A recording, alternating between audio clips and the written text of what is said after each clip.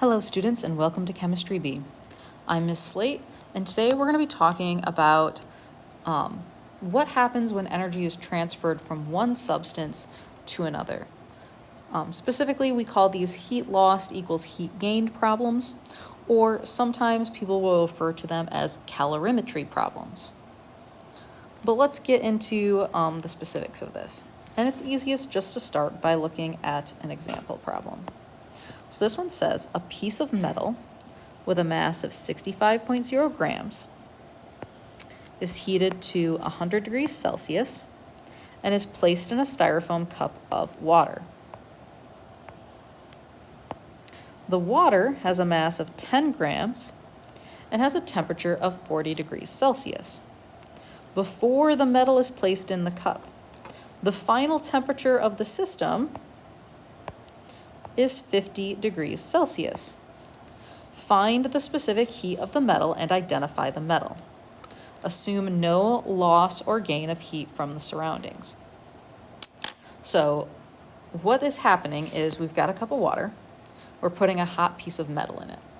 If you leave the metal in the water long enough, they're gonna reach the same temperature because the amount of heat that is released by the metal is going to be equal to the amount of heat gained by the water.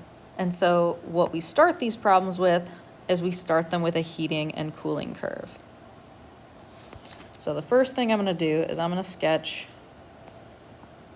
my heating and cooling curve where I have time on my x-axis and temperature on my y-axis.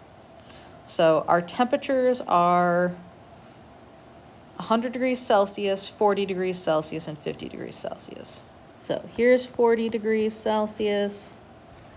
Here's 50 degrees Celsius. Up here is where we'll put 100. So first off, they tell us that the metal starts at 100 and it's going to cool to 50 degrees Celsius.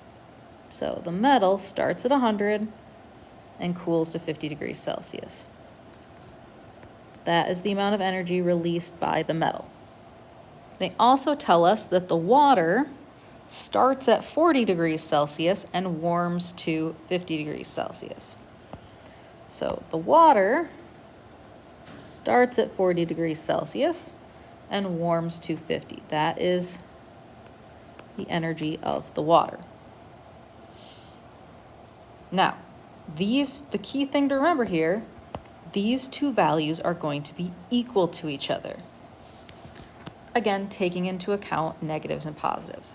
So the metal is releasing energy, so the negative heat of the metal, the amount of energy the metal releases, is going to be equal to the amount of energy gained by the water. Now, before we start working with our equations, let's make a note of our constants and what this problem is trying to have us find again. So it tells us the metal has a mass of 65 grams, and we're trying to find the specific heat of the metal and identify it. So mass of the metal is 65 grams. C of the metal is what we're trying to find. The question also tells us that the water has a mass of 10 grams. So the mass of the water is 10 grams, and we can just look up the specific heat of water. It's 4.184 joules per gram times degrees Celsius. Now we can start working with our equations. So again, the negative energy of the metal, or the energy released by the metal, Cm delta T for the metal, is going to be equal to the amount of energy absorbed by the water, again, Cm delta T. So in this case, C is what I'm trying to figure out for the metal. I know its mass is 65 grams. Its change in temperature is from 100 to 50. So 50 degrees Celsius minus 100 degrees Celsius. That's equal to my specific heat of water, 4.184 joules per gram times degrees Celsius times the mass of the water, which they tell me is 10 grams, times the temperature change in the water, which is from 40 to 50. So 50 minus 40 degrees Celsius. The next thing I'm going to do is I'm going to solve out each side the best that I can.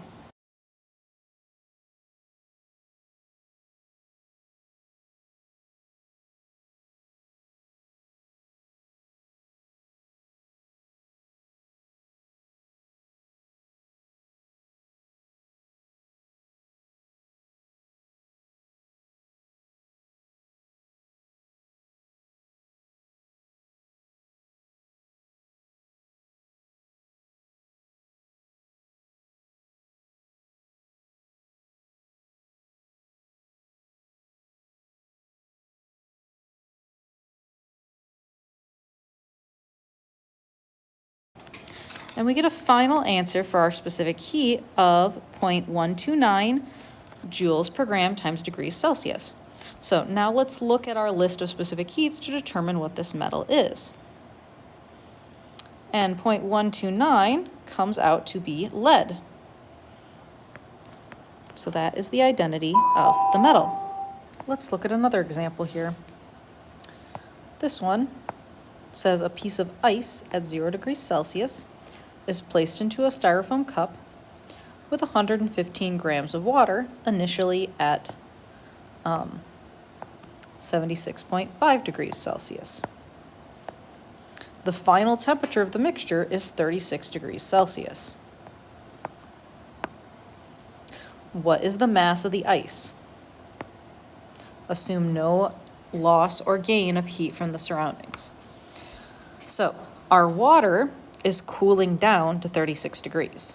Our ice is going to have to melt and then warm up to 36 degrees.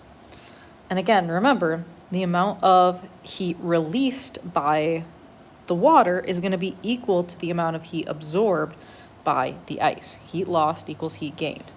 So the first thing we're going to do is we're going to graph this out. So here is my temperature time graph.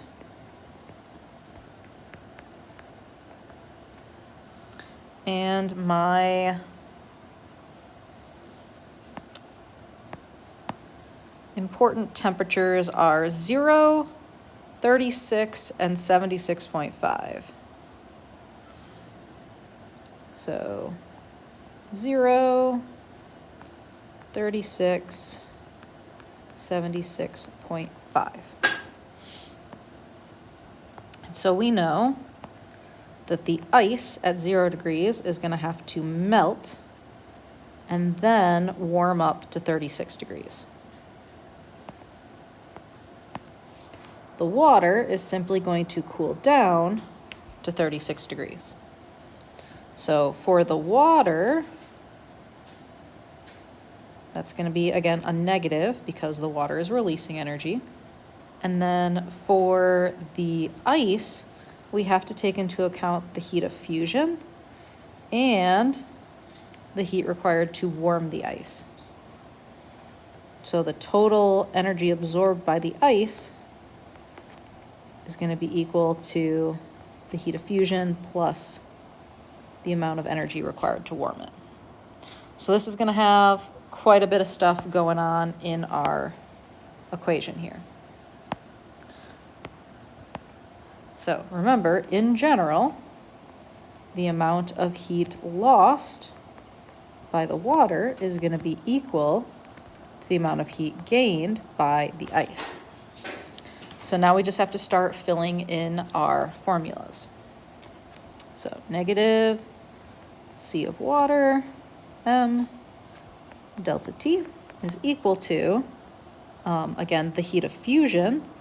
So heat of fusion for ice times mass plus the C M delta T.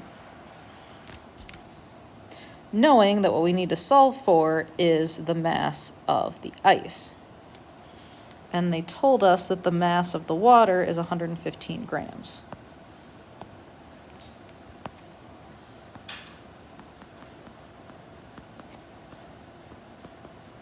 So then we just start substituting everything in.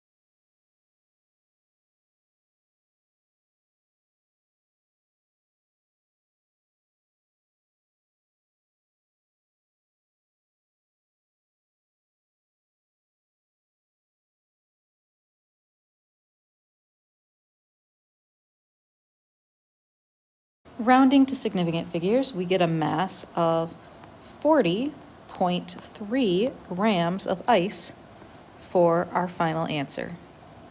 And so these are how you set up heat lost equals heat gained problems.